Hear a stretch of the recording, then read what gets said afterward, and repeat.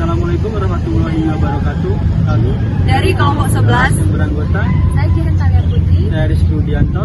dan saya Putri Derutami. Di sini kami akan menyampaikan materi yang berjudul tanggung jawab organisasi bisnis perusahaan dalam bisnis Islam guna memenuhi mata kuliah etika bisnis Islam dan profesi. Selamat menyaksikan. Yang pertama adalah kelembagaan organisasi bisnis atau syurakat dalam bisnis Islam. Organisasi itu adalah sekumpulan dua orang atau lebih yang bekerja sama untuk mencapai suatu tujuan yang sama. Nah, jika dalam Islam organisasi bisnis ini dapat dikatakan sebagai syirkah, dan jika dipelajari dalam bentuk jamak, syirkah itu dapat dikatakan sebagai syurakat. Nah, syirkah itu apa sih? Syirkah adalah kerjasama antara dua orang atau lebih, atau pencampuran dua orang atau lebih, hingga menyebabkan tidak dapat dibedakan lagi satu sama lain. Syirkah dapat dibedakan menjadi tiga. Yang pertama itu adalah syirkah al-ibahah. Syirkah al-ibahah itu adalah kerjasama antara dua orang atau lebih yang mengambil barang mubah atau barang yang sebelumnya belum dimiliki oleh orang lain. Dan yang kedua adalah syirkah al-mil. Syirkah al-mil adalah kerjasama antara dua orang atau lebih yang memiliki barang bersama. Sebagai contoh itu adalah hutang bersama dan membeli barang bersama-sama. Dan yang ketiga adalah syirkah al-uqud. Syirkah al-uqud itu adalah kerjasama antara dua orang atau lebih yang saling keterkaitan atau saling terikat dengan skill, modal, nama baik, untung, dan rugi. Yang kedua itu adalah tanggung jawab perusahaan dalam bisnis Islam. Tanggung jawab perusahaan dalam bisnis Islam atau sering disebut sebagai Corporate Social Responsibility atau CSR adalah suatu konsep dasar yang menjelaskan bahwa suatu organisasi atau perusahaan itu dapat memiliki tanggung jawab terhadap konsumen, karyawan, pemegang saham, masyarakat, dan sosial setiap dalam operasional perusahaan dilakukan. Tanggung jawab yang dimaksud itu adalah, yang pertama adalah perusahaan bisnis menjual jasa atau barang untuk masyarakat. Dan yang kedua adalah perusahaan bisnis itu dapat memberikan bantuan berupa infrastruktur yang dibutuhkan masyarakat. Yang ketiga itu adalah perusahaan bisnis itu dapat memberikan bantuan berupa tenaga pendidikan, kesehatan, atau bantuan sosial lainnya. Dan yang terakhir adalah perusahaan bisnis itu memberikan bantuan sebagai suatu kewajiban atau zakat sedekah untuk suatu bisnis kecil dan masyarakat penerima. Selanjutnya adalah kode etik perusahaan terkait dengan tanggung jawab moral dan sosial dalam bisnis Islam. Kode etik perusahaan itu secara umum dapat diartikan sebagai suatu aturan yang harus dilakukan oleh karyawan dalam menjalankan nilai-nilai perusahaan agar dapat bertindak secara etis dan masih sesuai dengan nilai-nilai hukum yang berlaku. Nah, salah satu kode etik perusahaan itu adalah tanggung jawab moral dan sosial.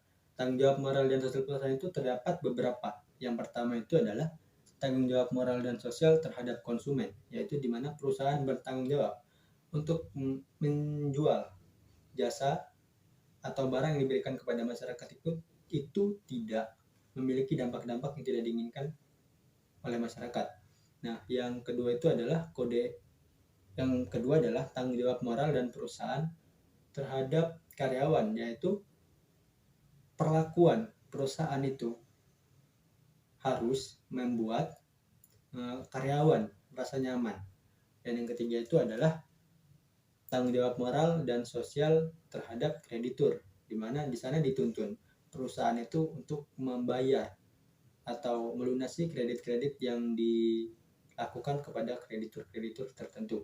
Dan yang keempat itu adalah tanggung jawab moral dan sosial terhadap pemegang saham, di mana perusahaan itu harus mengambil keputusan demi kemaslahatan bersama. Dan yang kelima itu adalah tanggung jawab moral dan sosial terhadap lingkungan, di mana perusahaan itu harus bertanggung jawab terhadap ketenangan atau kenyamanan lingkungan dalam operasional perusahaannya. Dan yang terakhir itu adalah tanggung jawab moral terhadap masyarakat, di mana perusahaan itu dapat memberikan bantuan-bantuan yang dibutuhkan oleh masyarakat. Oke, selanjutnya saya akan menjelaskan materi tentang pergeseran paradigma pendekatan stockholder ke stakeholder.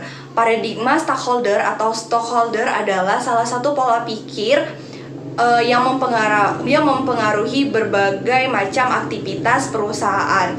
Stockholder itu dibedakan menjadi dua kelompok. Yang pertama itu adalah pihak internal. Nah, pihak internal itu meliputi karyawan, pemilik bisnis, dan pemegang saham.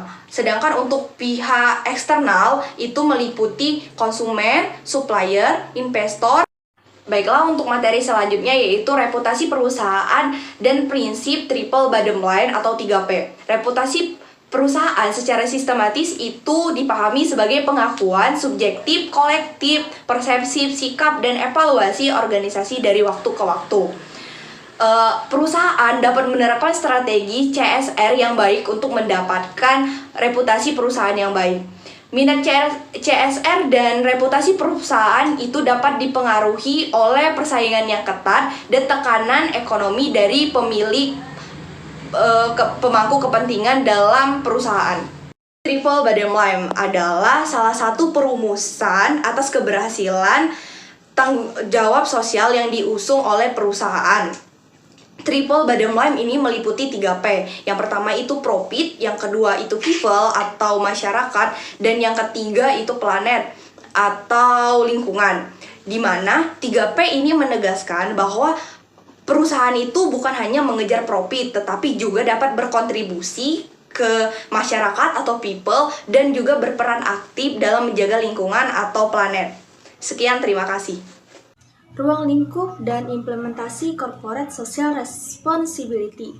Corporate Social Responsibility merupakan isu penting bagi manajemen perusahaan dalam rangka upaya yang dilakukan untuk mengintegrasikan aspek ekonomi, lingkungan, dan sosial ke dalam nilai-nilai budaya, pengambilan keputusan, strategi, dan operasional dalam perusahaan tersebut.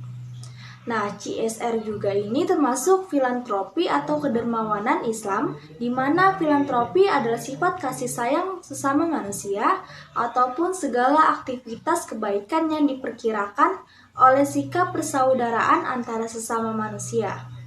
Nah, salah satu kegiatan filantropi ini adalah membina skill masyarakat agar mereka bisa melahirkan usaha mikro dengan penggunaan sumber daya yang mereka miliki. Ada beberapa prinsip transformasi organisasi dalam CSR Islam telah dibahas oleh Malindo Nusantara Research Center. Nah, yaitu mencakup beberapa hal. Yang pertama yaitu ada Principle of Ethical Intention atau prinsip niat beretika. Nah, dalam rangka meneguhkan peran dan fungsi CSR dalam sebuah perusahaan, maka meluruskan niat adalah satu hal yang bisa dimulai agar praktik CSR ini berjalan dengan baik. Niatnya itu sebagai fungsi penjaga dan pengawas aktivitas seorang muslim agar senantiasa meluruskan tujuan awal untuk apa dia berbisnis. Dan yang kedua yaitu ada Principle of Khalifah Stewardship atau prinsip penawangan khalifah. Nah, sebagai seorang muslim, manusia ini ada khalifah di bumi, yaitu seorang pemimpin bagi diri sendiri yang diberikan beban untuk bisa menegakkan keadilan dan kebenaran. Adapun tugas khalifah yang kaitannya dengan perusahaan adalah tanggung jawab kepada karyawan dengan cara membangun solidaritas kolektif, bekerja keras, dan berkualitas demi meraih keuntungan bersama. Alur CSR ini mencakup sejumlah tanggung jawab di beberapa area, misalnya termasuk keselamatan kerja karyawan, ekonomi pekerja, kesejahteraan karyawan dan keluarganya, latihan staf, pendidikan dan pengembangan diri, kehidupan kerja yang seimbang, karir, serta perencanaan keuangan. Dan yang kedua yaitu ada tanggung jawab terhadap produk berupa barang ataupun jasa. Dan melalui CSR ini, perusahaan ikut merasa bertanggung jawab. Islamic Social Reporting dalam bisnis Islam. Pelaporan ISR yang biasa disebut dengan Islamic Social Reporting merupakan standar pelaporan kinerja sosial dari perusahaan yang berbasis syariah dan berdasarkan standar dari Accounting and Auditing Organization for Islamic Financial Institution. Islamic Social Reporting digerakkan oleh landasan keimanan niat awal pelaksanaan berdasarkan pada ajaran Al-Quran dan hadis. Maka diharapkan ISR ini akan bisa berjalan dengan sangat kuat melebihi CSR.